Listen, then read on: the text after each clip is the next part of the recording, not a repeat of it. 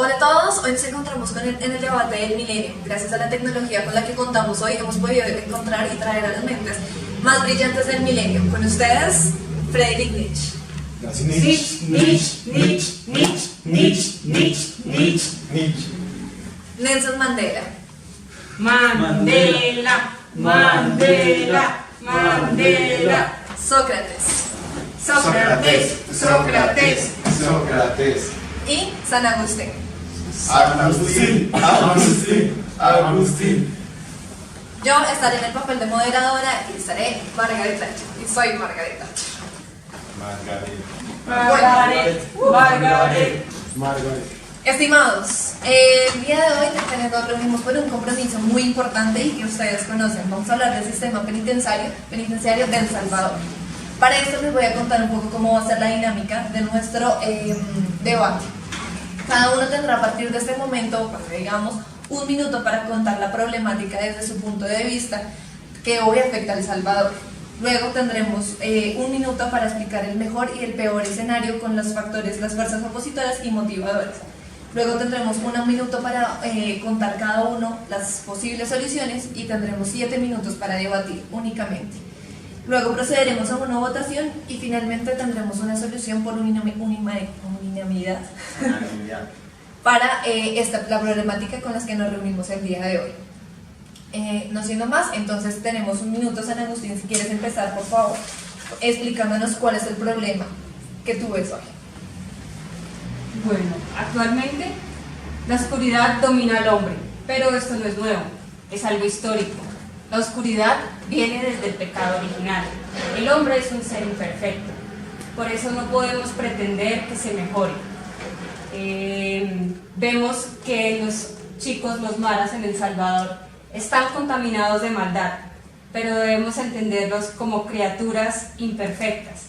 Por eso el sistema penitenciario ha caído en manos del mal. Perfecto, 30 segundos. Seguimos con Nietzsche. Tienes un minuto a partir de ya. Bueno, yo creo que el problema en el que estamos viviendo en este momento tiene que ver mucho con la transformación que se dio entre el siglo XVIII y el siglo XIX. Ya, espere, ¡No! Nietzsche, a partir de este momento tienes un minuto para que nos cuentes la problemática.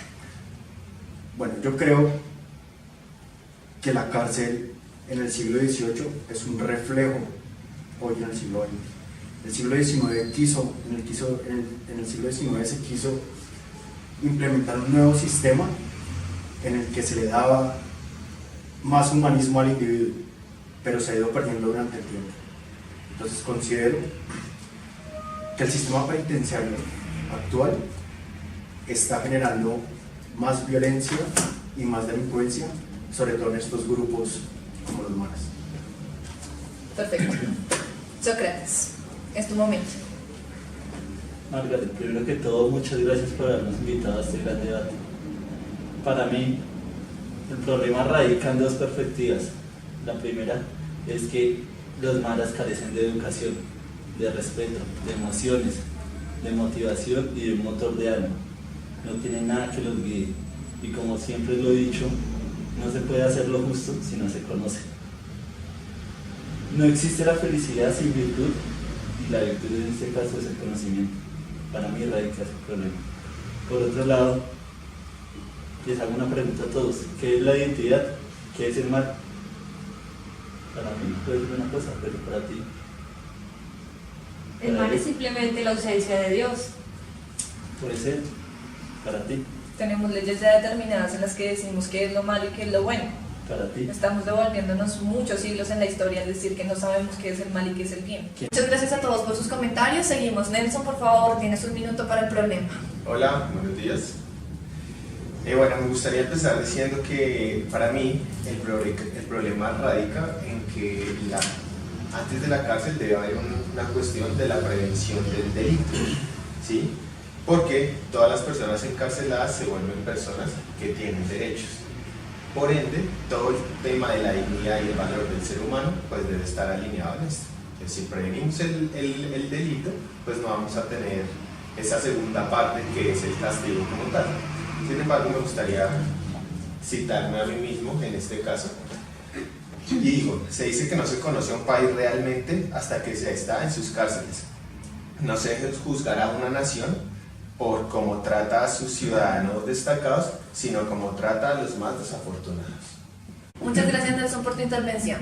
Desde mi perspectiva, el problema está en un hacinamiento de delincuentes que tenemos en este momento en las cárceles. Tenemos un incremento de delincuencia y un número limitado de celdas. Adicional, hemos perdido el respeto por los organismos públicos. Ya no tenemos el carácter para dirigir el país y el pueblo no tiene confianza en nosotros al tener unas pandillas en que se salen del control. La autoridad, como lo digo, la hemos perdido por el mismo descontrol y el mismo desbordamiento que tenemos en el país. Esta es la problemática desde mi punto de vista. Continuamos entonces con el mejor escenario que vemos para la situación, cuál sería lo utópico para el conflicto. Para esto también tenemos 1 minuto y debemos decir para ese mejor escenario cuáles son las fuerzas opositoras y cuáles son las fuerzas motivadoras. ¿Hay alguno que quiera iniciar voluntariamente? Yo, si me lo permiten, yo podría iniciar. Para mí, el mejor escenario es que se cree una cultura ciudadana, donde a través de la educación permita rehabilitar a todos estos muchachos y llevarlos con bien a la comunidad. Adicional, donde ellos aprendan a saber cómo comportarse ante una sociedad y aprendan a vivir en comunidad. Para mí este es el mejor escenario. ¿Qué nos puede motivar para hacer esto? Básicamente una educación y tener cultura. Y adicional, ¿qué nos puede evitar lograr esto? La imposición de ideales políticos, ¿sí? Y la ignorancia en la que todos tenemos. Ese es mi mejor escenario, Manuel. ¿Y cuáles son las fuerzas opositoras a ese escenario? Como te lo dije, la imposición de ideales, de políticas y la ignorancia de todos. ¿Y por qué no es la política es una fuerza opositora? Porque a ti te imponen esas políticas. Yo no las creo, no es en conjunto que se crean, son impuestos. Claro, pero cuando hablamos de la dignidad y el valor del ser humano, también tenemos que tener en cuenta que estas políticas se presume son de común acuerdo, ya que están dadas por una sociedad. Efectivamente, pero en una sociedad donde sea igualitaria y no exista corrupción. Entonces tendremos que empezar a tratar desde la igualdad de condiciones a las personas, no desde el punto que se nos ataca. Sería una mezcla de los dos, creería yo. Está bien. ¿Alguien más? Yo difiero un poco en el punto en donde hablas de la autosuperación. Los maras deben buscar la verdad, y la verdad solo está en Dios. Para conectarnos con Dios debemos hacerlo a través del alma. El hombre, desde su creación, es imperfecto. La única forma de llegar a la felicidad es entender que la perfección está en Dios, y llegar a Dios se hace a través de la iglesia. Yo quiero hacerte una pregunta. ¿El hombre es un fallo de Dios o Dios es un fallo del hombre? Ninguna de las dos. Dios creó al hombre con total amor, pero le dio libre albedrío. Yo creo que el hombre creó a Dios a su imagen y semejanza, no viceversa. No, estás equivocado. Dios es el creador. ¿Por qué? Yo creo que esto no es un tema de religión, esto es un tema de orden público. No debemos intervenir en temas religiosos y espirituales cuando tenemos un país fuera de control. Para tener un tema espiritual es un tema de segundo plano. Antes debe haber una política que esté controlando estas situaciones. Pero mira, yo estoy de acuerdo con San Agustín. La iglesia puede ser un medio, un mecanismo para lograr que todos estos muchachos que están perdidos el día de hoy encuentren su norte. Sí, hoy sucede. Hoy es la única manera, entre comillas, de retirarse de los males, es volverte evangélico. Claro está, pero está haciendo antes, estamos atacando un síntoma, no la enfermedad como tal. O sea, no estamos eliminando de raíz el problema. Al decir, listo, la religión soluciona unas cosas, es un pañito de agua tibia. En mi opinión. Discreto eso. Perfecto. Se nos acabó el tiempo del minuto de San Agustín, así que continuamos. Creo que el individuo debe encontrarse a sí mismo en una institución, pero para eso la institución debe de prestarle todos los espacios para que ese escenario se dé. Creo que los maras como tal, o el delincuente como tal, sí tiene un arreglo siempre y cuando se encuentra a sí mismo y encuentra respuestas en sí mismo. ¿Qué se opone a ello? O bueno, las fuerzas motivadoras puede ser la envidia, ya que las personas cuando envidian a otra sienten que pueden llegar a ser como ella y logran superarse. Y la autosuperación, creo que son unas fuerzas motivadoras. ¿Qué se opone a ello? La religión. La religión puede ser una oposición a que las personas se encuentren a sí mismos, pues ponen sus creencias en algo que tal vez no existe, que idear. Muchas gracias, tiempo. ¿Faltas tú, Nelson? Falto yo y acá el compañero. No, San Agustín ya. Yo ¿San Agustín ya habla? Perfecto, San Agustín. Entonces sigo yo. Vamos, Nelson. Bueno, en mi escenario ideal, como les había dicho, va desde la prevención del delito. Es decir, el tema se tiene que atacar antes. En este tema, específicamente de las maras, es un tema de desigualdad y falta de oportunidades. Pues al estudiar el caso nos dábamos cuenta que las maras de El Salvador empezaron a crecer dado la inmigración que tuvieron desde Los Ángeles. Entonces, ¿qué pasó? Cuando llegaron acá, pues ellos no querían seguir delinquiendo tal como lo estaban haciendo en Estados Unidos, pero dada la falta de oportunidades y el estigma que se había generado, pues esto creó todo ese ambiente y que tuviéramos hoy en día este problema de hacinamiento y altos índices de encarcelamiento, y más que todo con la ley de mano dura. ¿Sí? Entonces, si tratamos el delito desde la prevención, incrementando las oportunidades, para mí ese sería el escenario ideal. ¿Sí? Muchas gracias, tiempo. Para poder lograr ese escenario, sería bueno que los escucháramos, ¿no? ¿Qué piensan ellos? ¿Qué necesitan? ¿Cómo les podemos dar esas oportunidades? ¿Sí? ¿Por qué hacen lo que hacen? ¿Alguien les ha cuestionado?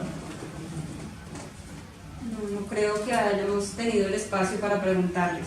De hecho, creo que su único momento de filiación es entre ellos mismos. Se sienten como en familia y es el único espacio que les da esa comunión de familia. No se unen a su familia real, ni totalmente a la iglesia, ni a la sociedad. Cuando construimos nuestras políticas, ¿los tenemos en cuenta? Un momento, Sócrates. Yo no he podido dar mi mejor escenario y quiero darlo antes de que me refutes mis posiciones. Para mí, el mejor escenario está en el tema integral.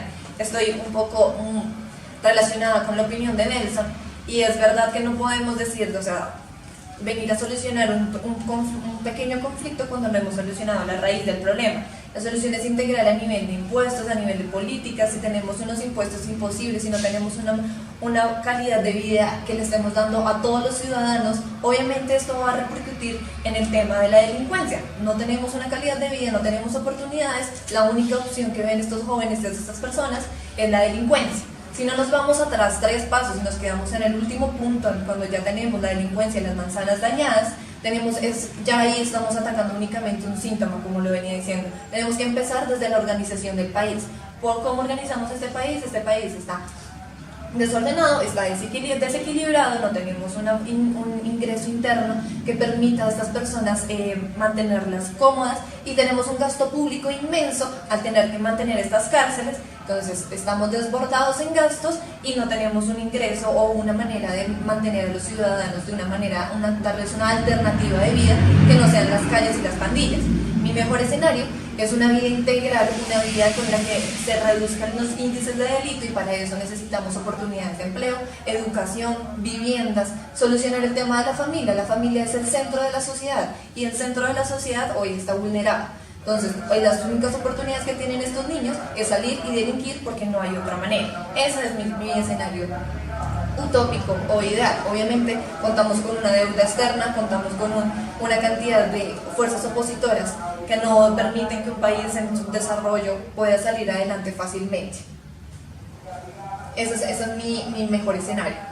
¿Alguien tiene algo para contradecir o avanzamos con el siguiente punto? Dentro de lo que tú dijiste, olvidaste mencionar que se debe también de dotar de oportunidades o de mejoras en salud, porque el mayor mal es el dolor físico y no estamos teniendo en cuenta que esta sociedad está enferma, consume droga y así no podemos construir una mejor sociedad.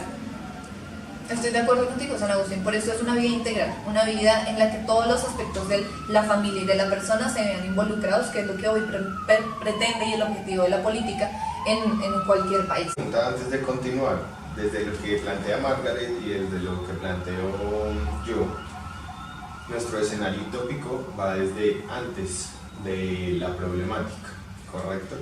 Sin embargo, quisiera que me fuera explicado si esto hace parte de la solución del sistema penitenciario de El Salvador, dado que si empezamos a atacarlo desde antes, pues, o sea, alineado a eso sí vamos a tener una disminución en el tema carcelario, pero no va a ser una solución inmediata. Claro, mi querido Nelson, estamos en este momento únicamente diciendo los mejores y los peores escenarios. Vamos a llegar a un punto, como decíamos al inicio, de una posible solución específicamente al sistema penitenciario. Y ahí es donde cada uno dará la solución a ese punto en específico, que tendremos dos soluciones que cada uno planteará para esto. Por eso en este momento de pronto estamos hablando de más integrantes al conjunto del sistema penitenciario, porque estamos hablando de un universo utópico en el que todo estaría perfecto. Por eso cabe la aclaración de que entramos con más aspectos que involucran al sistema penitenciario. Perfecto, Margaret. Muchísimas gracias por tu aclaración. De nada. Ahora iríamos con el peor escenario. El peor escenario, la misma metodología con el mejor. Tenemos 1 minuto para plantearlo con las fuerzas motivadoras y opositores. Igualmente, quien quiere iniciar puede hacerlo. San Agustín. El peor escenario para mí es que en esta sociedad se pierda por completo el respeto al cristianismo o a la iglesia. En que esta sociedad se vuelva totalmente atea, que persiga los valores falsos como el dinero, el poder, la fama. Entonces todo estará perdido porque no habrá la posibilidad de la felicidad verdadera ni de la unión con Dios en la perfección.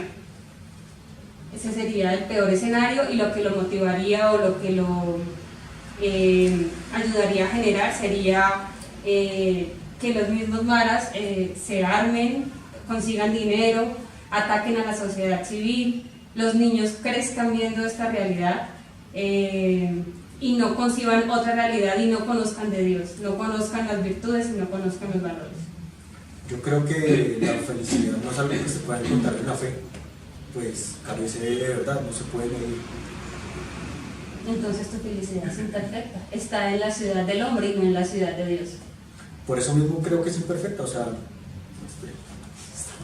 igual desde otro punto de vista, según lo que tú comentas, en este momento la realidad es el peor escenario que tú acabas de describir.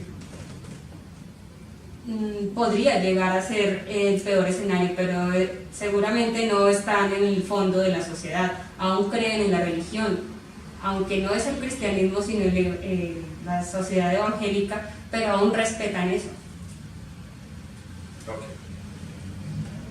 Si me permiten, doy mi opinión al peor escenario. El peor escenario en este momento puede ser un golpe de Estado. Las maras tienen un poder muy grande y nos están acobardando, y hoy los policías aún se acobardan en enfrentarse a una de estas pandillas. Están armados, tienen armas de alto calibre. En cualquier momento podría haber un golpe de Estado, y este para mí sería el peor escenario posible. Nos quitarían el poder, y el poder se lo daríamos a unos pandilleros que poco o nada saben de ética. Es el peor escenario que podemos tener. Entonces, hay que tener una medida preventiva a esta situación, y por eso diría que las fuerzas motivadoras a esto es la cantidad de personas que día a día se suman, y no solamente en este país. Los países aledaños se están uniendo y tienen el mismo tema de pandillas. Es muy fácil que por la conexión que hay entre ellos se junten o se reúnan o hagan algo que motive y favorezca a esta toma, no solamente aquí en este país, sino en los otros que tienen presencia, los maras. Adicional, las fuerzas opositoras, tenemos a un gobierno que intenta día a día sacar leyes y que día a día improvisa un poco en qué puede hacer la ley que puede destruir y detener a estas personas, pero aún así sigue siendo muy débil. Somos como políticos de esta nación, unos políticos con una mano suave, débil, muy compasiva. Por eso es que no se ha podido terminar el problema y sigue acrecentándose. Yo estoy de acuerdo con lo que dice Marta, con el fondo de lo que tú mencionas. Sin embargo, para mí el peor escenario es que perdamos la razón y nos entreguemos a la violencia, a la fuerza, nos volvamos animales, donde reine la ley del más fuerte. ¿Sí? Los animales, hasta donde sabemos, no razonan, no piensan, no tienen educación, no conocen. Entonces vamos a consumir la ignorancia y vamos a perder la razón. Adicional a eso, si estos muchachos pueden llegar a cambiar y quieren llegar a cambiar, la estigmatización y el rechazo de la demás sociedad va a ser la fuerza motivadora más fuerte para este peor escenario que yo propongo. Para mí, el castigo es la justicia de los injustos. Pienso en apoyar lo que tú dices y en la resignificación de los valores. Creo que el peor escenario en mi persona es el que estamos viviendo hoy, donde el castigo es peor que el crimen que comete el reo. Estamos viviendo en un sistema donde se vive deshumanización. Básicamente el castigo hoy en día es la deshumanización de los... Y ese es el escenario que se vive actualmente. Las fuerzas motivadoras a eso, primero es que las políticas de justicia que están hoy en día no logran atacar desde una raíz cómo solucionar los crímenes que cometen las personas ni cómo castigarlos. Todos se castigan por igual. Gracias, Nietzsche. Nietzsche, ¿eso quiere decir que tú no ves un posible escenario como el que propuso Margaret? Ya llegamos al fondo. Según tú, ya estamos en el fondo. Sí. Sí, yo creo que Nada podría ser peor. Exactamente. Desde mi perspectiva, el peor escenario es el que ya se vivió durante la Segunda Guerra Mundial, en los campos de concentración, donde se vulneraba la dignidad y los derechos humanos de todas las personas que eran encarceladas. Pues no se les trataba como seres humanos o seres individuales, no se les tenía ningún respeto, y como lo mencionaba Nietzsche, se vulneraba la humanidad de las personas y el castigo era peor que el crimen que habían cometido, lo cual a lo largo del tiempo no permite una reinserción de las personas encarceladas a la sociedad, y esto genera pues muchísimo más odio, por lo cual el proceso de encarcelamiento no tiene ningún propósito más que el de castigar y deshumanizar a las personas. Perfecto. Creo que todos ya hemos dado nuestra posición.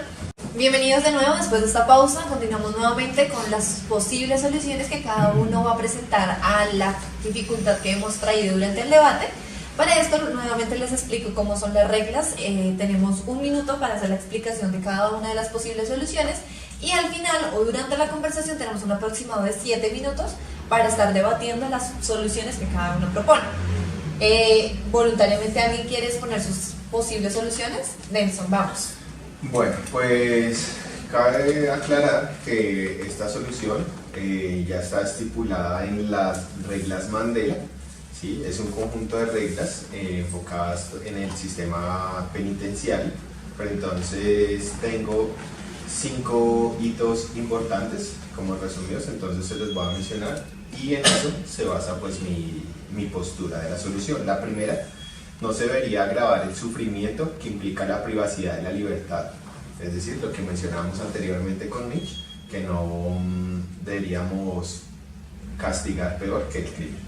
2. Todos los reclusos serán tratados con respeto que merece su dignidad y su valor intrínseco en cuanto a que son seres humanos, no los podemos deshumanizar. 3. Se tendrá en cuenta las necesidades individuales de los reclusos, en particular de los que tengan estados de vulnerabilidad, mujeres embarazadas, personas con retrasos mentales. 4. Se deberán reducir al mínimo las diferencias entre vida en prisión y la vida en la libertad. ¿Para qué? Para que esto ayude a que las personas se resocialicen y puedan ingresar a la sociedad nuevamente, siendo efectivas y que les suben al ciclo productivo de la sociedad como tal. Y último, las medidas privativas de la libertad tienen por objetivo proteger a la sociedad, centro del delito y reducir la reincidencia. Es decir, dentro de la cárcel se deben generar programas que les den herramientas a los reclusos para que puedan salir a aplicar las mismas. Y eso sería todo lo que tengo que decir acerca de esto. Perfecto, ahí yo quiero complementar. Sabemos que tenemos como medida o regla a las penitenciarias, a las cárceles, que debemos tener 3 funcionarios por cada, un funcionario por cada 3 presos debemos tener. Es una medida estándar que manejamos. Obviamente hoy en El Salvador no está funcionando y no está esta medida, por lo cual quienes estamos fallando somos los organismos públicos. No estamos garantizando que las cárceles sean ese canal que permite al delincuente volver a reintegrarse a la sociedad, por lo cual mi propuesta para la falla que hoy estamos teniendo como sistema, como gobierno, que no tenemos unas cárceles aptas para recibir a estos delincuentes, es disminuir, 1, las penas. No deben ser penas tan extensas, y 2, castigar crímenes que únicamente, por ejemplo, involucren la muerte a un funcionario público, la muerte a un menor de edad, y que haya alguna vinculación con delitos sexuales. Solo estas serían únicamente las condenas que serían como las más graves dentro de nuestro sistema político. Las otras no podemos meter a personas que tienen una falla menor a estas con las mismas personas, porque lo que vamos a hacer es que las personas que tienen una falla menos fuerte, por decirlo así, con las que han matado algo, se van a mezclar y no vamos a garantizar que les dejamos un conducto, como lo dices bien, Nelson, de volver a las personas a la sociedad, como lo he dicho. Entonces, si reducimos y sacamos a las personas en menos tiempo de las cárceles y únicamente dejamos a las manzanas más podridas de la sociedad en las cárceles, vamos a reducir, y por ejemplo los jefes de pandillas van a estar en unas celdas en las que no puedan tener el poder que hoy tienen, sino vamos a tener estrictamente los estándares que son un funcionario por 3 carcelarios, 3 presos. Podríamos cumplir y podríamos en verdad a las manzanas más podridas poderlas reintegrar correctamente a la sociedad. Por eso los otros deberían salir y deberíamos, junto con un pool de leyes y con un pool de nuevas normativas, organizar a estas personas de otra manera. Pero no hay otra manera de mejorar la condición de estas personas sino es dejándolos salir. En mis procesos cuando estuve en Londres como congresista, fue una de las maneras que sirvieron para reducir considerablemente los límites de delincuencia y poder reintegrar a estas personas con una muy buena calidad de vida a la sociedad.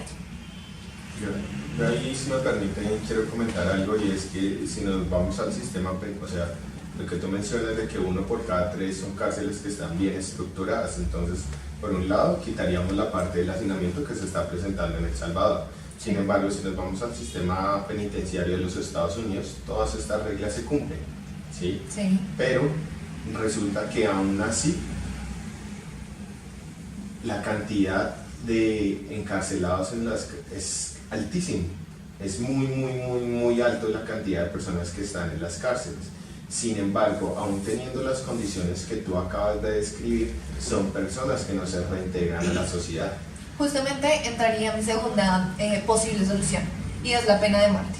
Sé que es un tema que no está tan fácilmente, y que con las personalidades que estamos en la mesa es un posible detractores a este tipo de soluciones, pero es una de las que se ha garantizado, y en el mundo hemos visto ejemplos de cómo la muerte ha facilitado y ha mejorado, porque únicamente cómo le vamos a garantizar a personas que mejoren su estilo de vida si nosotros como la política, el gobierno, estamos manteniéndoles y garantizándoles un canal en el que pueden seguir delinquiendo. O sea, si no mejoramos y reducimos tasa de población y las personas no ven que el gobierno tiene medidas estrictas para solucionar y nos siguen viendo que somos un gobierno suave, débil, al que le seguimos viendo la cara, no vamos a avanzar. Entonces, para mí, la otra posible solución es una pena de muerte a los crímenes que bien estructuradamente lo revisemos, sean meritorios de esta condena. Disculpa, te interrumpo.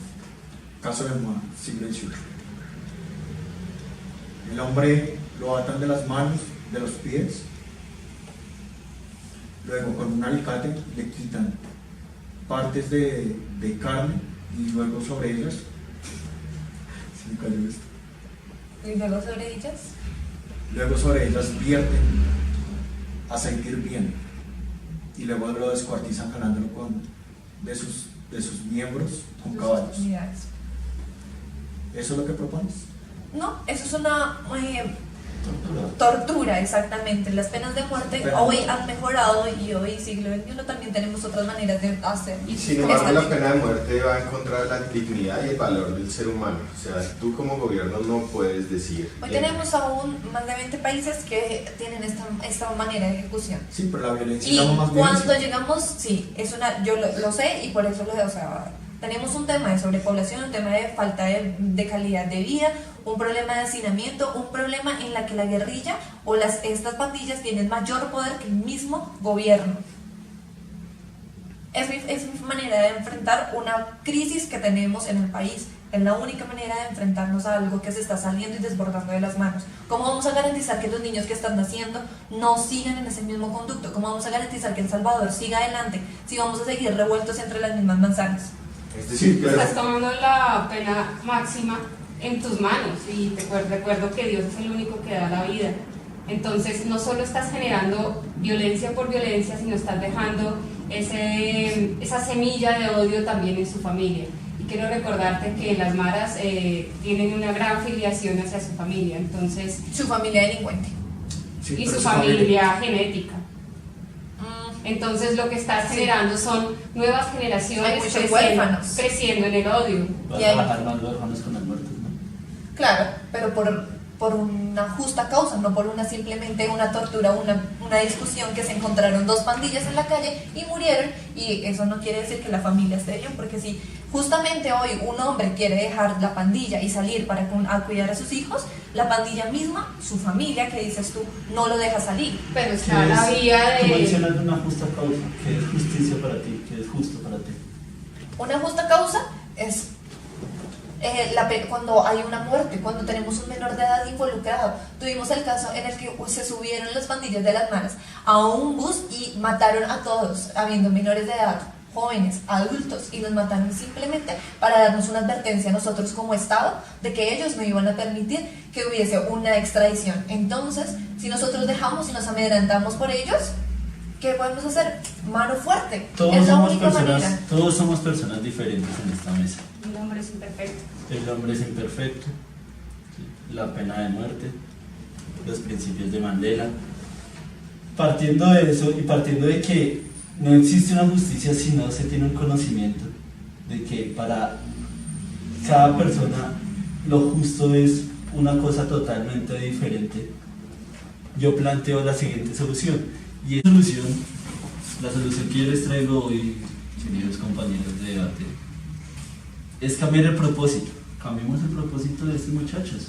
Démosles un rol, una responsabilidad, una función dentro de la sociedad. El día de hoy estos muchachos llegan a este mundo y no saben qué hacer. Lo único que tienen es unirse a las maras, no tienen otra posibilidad. Si nosotros les damos la posibilidad de que ellos realmente aprendan, conozcan, estudien, se eduquen, van a poder combatir las maras.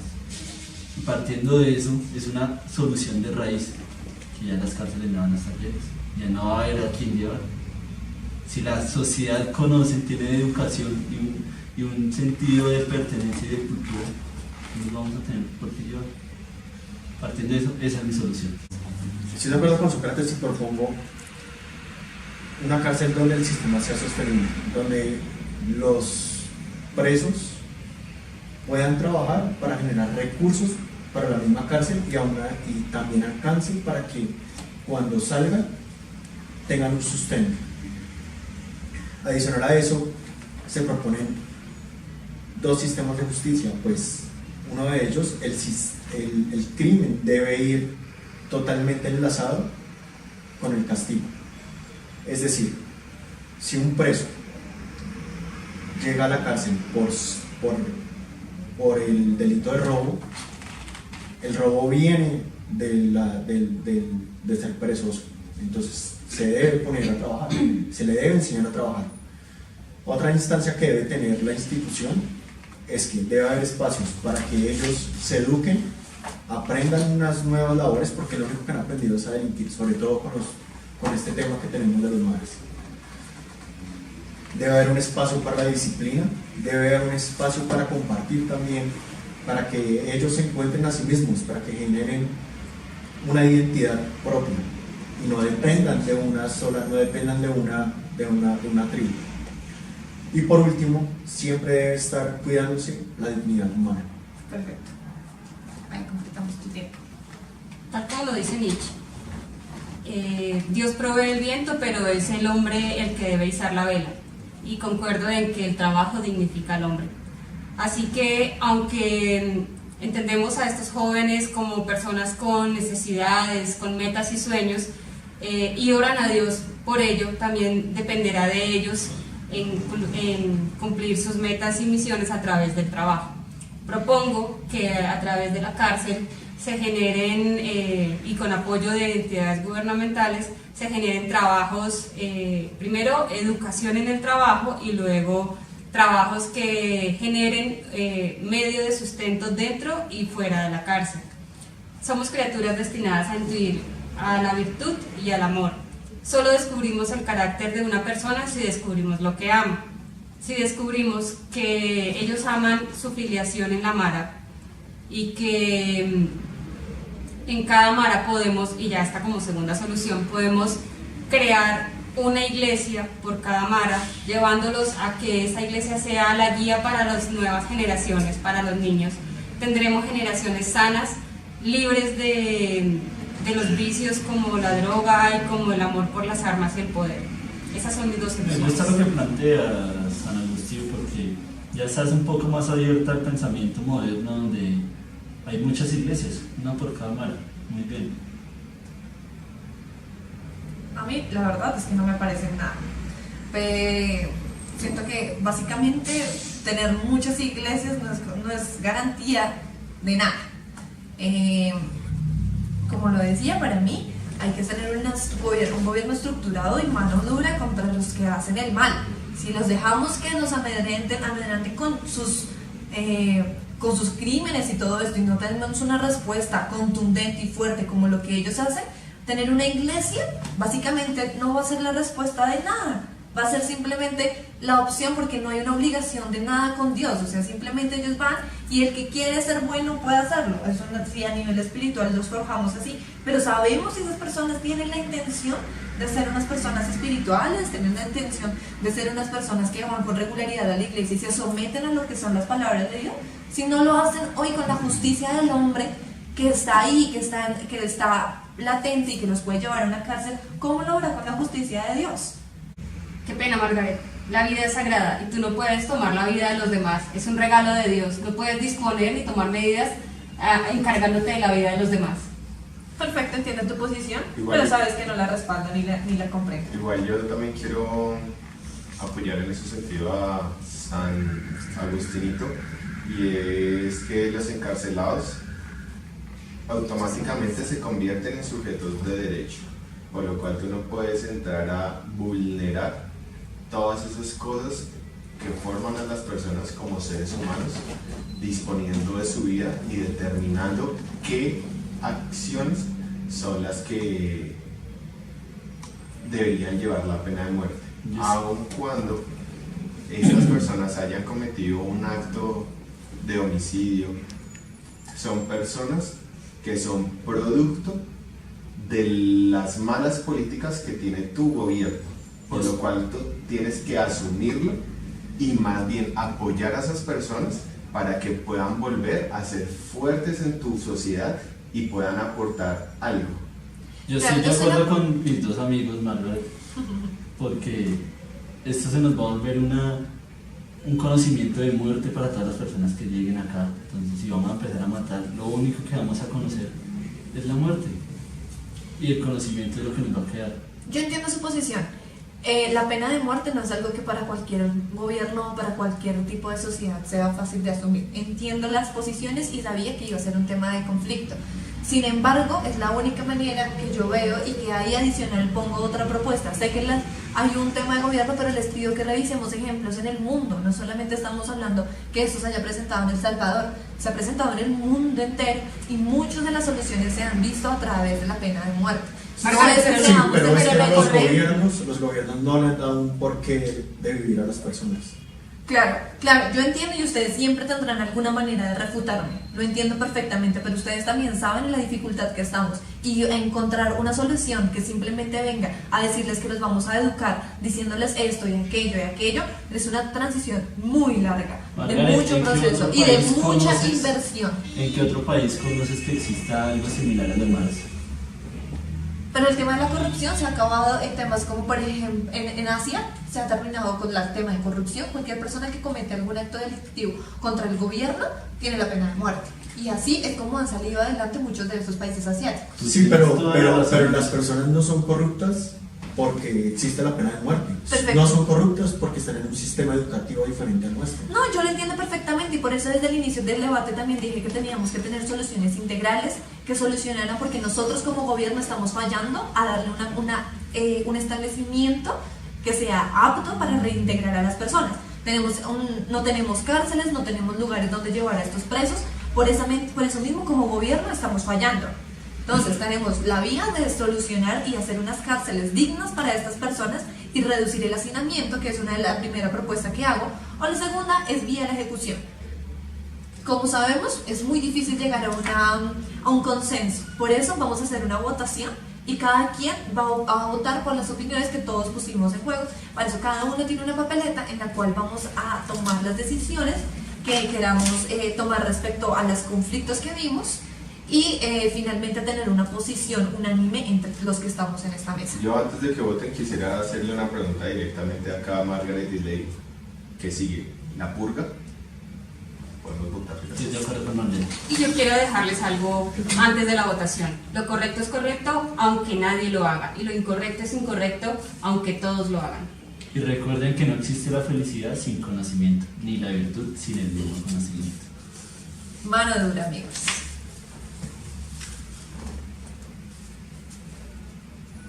Tenemos escasez de esferas, así que por favor, Votamos por acá. compartan.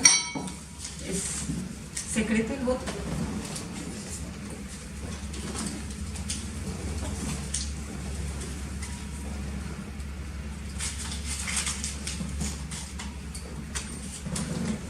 Perfecto, entonces procedemos a revisar la urna y revisar cuál sería el resultado final de nuestro debate. Tenemos un voto por Nietzsche, 1, voto por Margaret, 2 votos, Mandela, un voto, vamos, un voto para Margaret, un voto para Mandela y un voto para Nietzsche, segundo voto para Nietzsche. Y por último,